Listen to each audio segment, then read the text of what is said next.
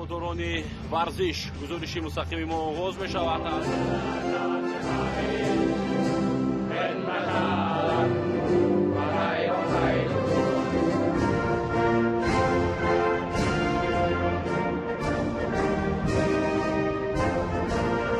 کشورهای تایلند و فرانسه رو هم شنیدیم. اکنون به هیئت‌های دسته توجه میکنیم. جانپورن و بازیگر شماره 8 وراسک سری رنگ پیروت رقم 14 فرانسه و صدای شکی دوبار بلند می شود. از مرکزی میدان رقابت آغاز می گردد بین گوریو توپ رو می گیرد دوسمان موسا. پس او به مرکز ادامه هجوم تایلند رو می بینیم. ضربه جانبی دروازه فرانسه و اولین سیف در اجرای دروازه‌بان فرانسیس لوکوکا.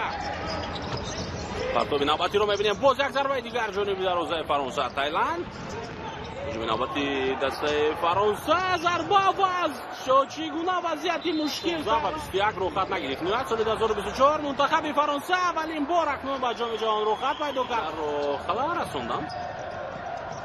عبدالصمد ضربه نوبتی در اجرای او و تو با پای دروازه‌بانی ضربه جانبی دروازه تایلند. هجوم نوبتی تایلند رو می‌بینیم که بسیار عالی ادامه دارد. ضربه جانبی دروازه فرانسه و فرانسیس لوکوکا. نوبتی فرانسه باز یک ضربه دیگر و دروازه‌بان نجات می‌دهد دستش رو در حالت اول ولی در لحظه تکراری نه. استیو بندلی با یک ضربه توپ رو به دروازه اروتسن بعد وارد می‌کند.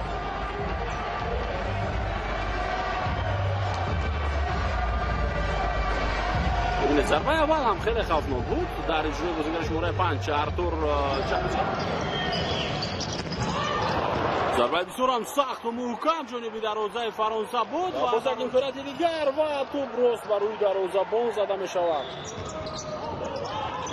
هجوم نوبتی فرانسوی ها توپ در نزد دروازه تایلند و اینجا پس رامیرز و کنار. ضربه جانبی دروازه تایلند باز یک امکانیت دیگر و توپ در اختیار بازیگران تایلند. حمله فرانسه. ضربه خیلی سختی عبدالصمد محمد شکدوار. ضربه جانبی دروازه فرانسه و عثمان موسی پای خود را درست گذاشته نتوانید. هجوم نوبتی فرانسه را می‌بینیم. امکان نجات برای زدن ضربه اینجا بازیگر شماره 2 ضربه او اما تو به قفس سینه دروازه‌بان بله باز هم موفق نشد. حمله نوبتی فرانسه را می‌بینیم. 2 بر 2 شماره بازیگران. ضربه جانبی دروازه.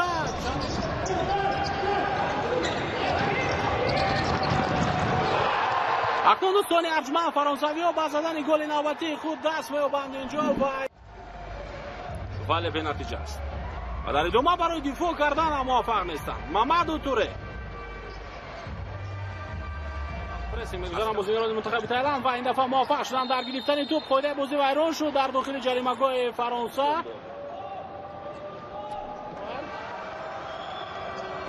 ضربه جانبی دروازه فرانسه و به اشتباه منتخب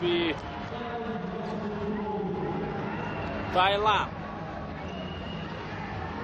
نخستین گلی نفرش سومین گلی و ضربه نوبتی جانبی دروازه فرانسه چپ ضربه نوبتی در اجرای بازیگران تایلند. باز یک حمله دیگر از مرکز موقع برای زدن ضربه و ضربه نوبتی جانبی دروازه فرانسه.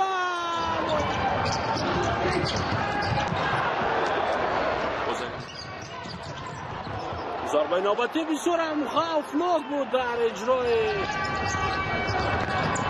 ضربه نوبتی جانبی دروازه فرانسه. باز کنار نیلسون بیوتن موقع میگیرد برای زدن ضربه است با 7-2 ضربه جانبی دروازه تایلند و چقدر گلی تایلند. حالا فرانسوی ها باز یک گل دیگر میزنند.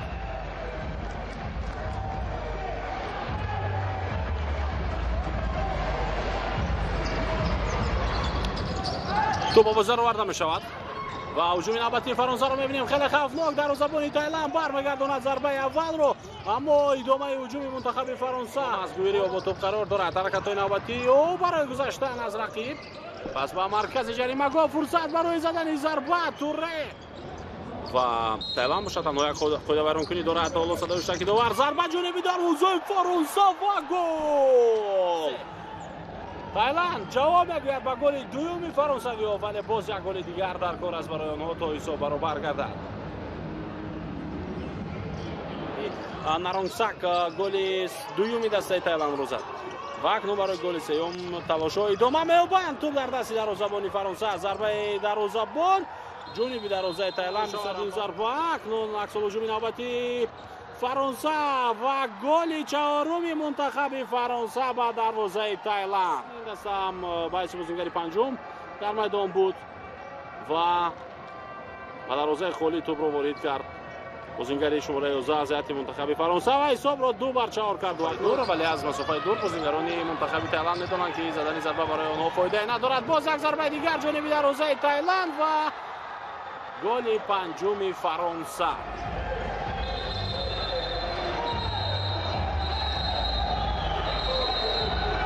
бозингарони мунтахаби Тайланд каме норозӣ буданд ки гӯё ту ба дасти Аюб Саъдавӣ расидааст. махсусан Усмон Мусо эътироз дошт, аммо мо мебинем ки ба қафаси синаи ӯ ту бархӯрдааст ва баъдан ин бозингар ба задани гол даст ёфт. рӯзи онҳо дар чемпионати ҷаҳон аз ҳоло бо эҳтимоли зиёд ва бо суръати хеле тез мехоҳанд ба ҳуҷум гузаранд. зарбаи навбати ҷониби дарвозаи Тайланд ва ин дафъа ин аллакай панҷумин қоидавайронкунии бозингарони мунтахаби Фаронса буд. зарба ҷониби дарвозаи Фаронса баргардонда мешавад ин зарба ва боз як имконияти дигар барои бозингарони Тайланд ба миён меояд. дар ҳайати Фаронса бо ҳам ҷашн мегиранд ин ғалабаро ва ки мунтахаби Фаронса бо ҳисоби 2-5 ниҳоят Тайландро шикаст медиҳад ва даври 4-1 мо гузориши мустақими хешро ба анҷом мерасонем. инҷо ба сармураббии мунтахаби Тайланд корти сурх медиҳад доваридор.